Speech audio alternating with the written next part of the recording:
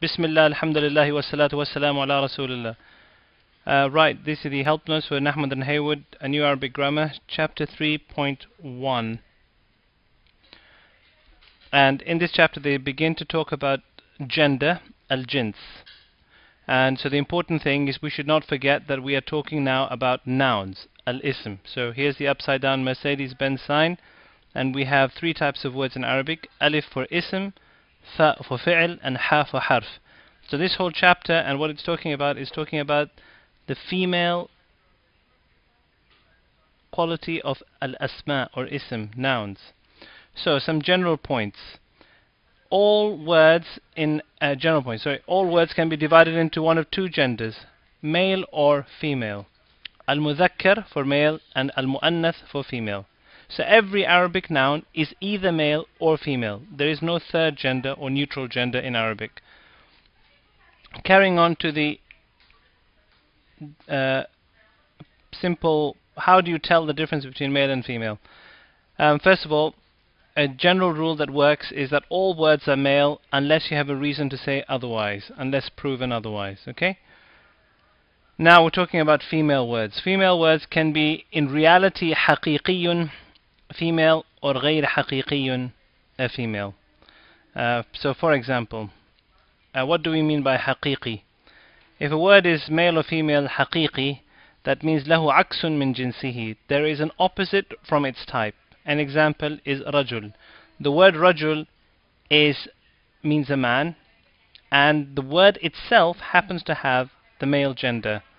So that is حقيقي. Why do we know it's a حقيقي noun? Because in reality the human being that is a man has an opposite human being who is a female, a lady, امرأة. Hence this is حقيقي. And then you have غير حقيقي. In other words, words which ما له عكس من جنسه, they do not have an opposite from its equivalent type. So for example, take the word book, kitab. Now kitab, there isn't another equivalent of kitab which is opposite in gender. In reality there's no male and female books, but the word kitab is male. Likewise the word dar, which means house or home, there is no female equivalent or opposite of home, but the word itself, its gender is female. Okay, so that covers the general points. We have either mudhakkar nouns, mu'annath nouns. Everything is mu'annath until proven otherwise, and gender can either be real if it has a real equivalent in the real world, like a man and a woman, or it is not real if it is غير, if it doesn't have an equivalent, such as book and home. Moving down here. So what makes a word female? Number one, by meaning. If the word is referring to something that's obviously female, then we say that it is female. For example, mother. So mothers can only be female, hence the word is female. Bint, daughter, female word. Urus, bride. The lady who is married is only female. Murdi', wet nurse, breastfeeding mother. So for example, Halimatu murdi'ul nabi sallallahu alayhi wasallam. Halima is the wet nurse or breastfeeding mother of the Prophet sallallahu alaihi wasallam. Ajuz. Ajuz literally means a barren woman. Is a female word. Taliq, the lady who is divorced, is a female woman. Just a point to note that in Islam, technically, ladies are divorced, and ladies cannot divorce their husbands, but instead they can apply for an annulment of the marriage. It's a technical point. So technically only a wife can be divorced. Hence that's why the word taliq is only applies to a lady. So that's by meaning. What else? Well, we could have an ending. The final letter tells us whether the word is male or female. Whether the word is female. And this is the ta marbuta. It's a rather large ta, but it's actually a ta marbuta. This is the letter ta, but with the two ends tied up and the dots on the outside. And it's usually added to a male noun. So for example, take the word khadim, servant. If we add a ta marbuta to the end of the last letter, the mim, we get khadimah, khadimatun. So a male servant, female servant. Ibnun, a boy. Ibnatun, a girl. Kabirun, big. Kabiratun, big but for females.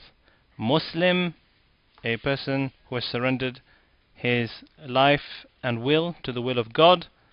Muslimatun, a female person who has surrendered her life and will to the will of God, a Muslim.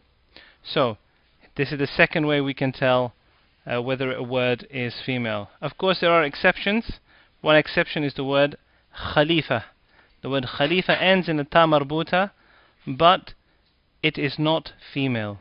So, for example, we will say Al-Khalifatu Al-Adilu. Al-Adil, righteous. Al-Khalifa, caliph. So, the word Adil is an adjective to the word Khalifa, and adjectives must agree in gender. So this word, though it has a ta marbuta, is actually male, and that's why Adil is male. Whereas if we had al-imra'ah, we would write al-adila. And then finally on to what are the third type of words that are female, are those that are here related to a geographical name. So all geographical names, cities, villages and countries in Arabic are female. The exceptions are, the ones that become male, are names of cities or places or countries which end in alif noon. So Halawan, Jarjan, Lubnan, As-Sudan.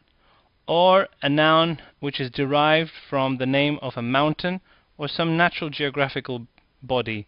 So for example, Iraq is male in Arabic because they say it is the bank of the Tigris River, or the bank to the Al Jazeera Plateau. Urdun because of it is on near a river. And some people say Lebanon is derived from the mountain range there. Or a name that is derived from a palace. So this is a very bad drawing of a palace, but that's my drawing. And an example of this is Wasit. So, to summarize, we dealt with gender, and that all words are male or female. Every word is male until proven otherwise. Gender can be haqiqi or غير haqiqi. And then we can work out a word is female by looking at the meaning, whether it has a ta marbut at the end, or whether all geographical terms are effectively female apart from these three exceptions. وآخر دعونا الحمد لله رب العالمين.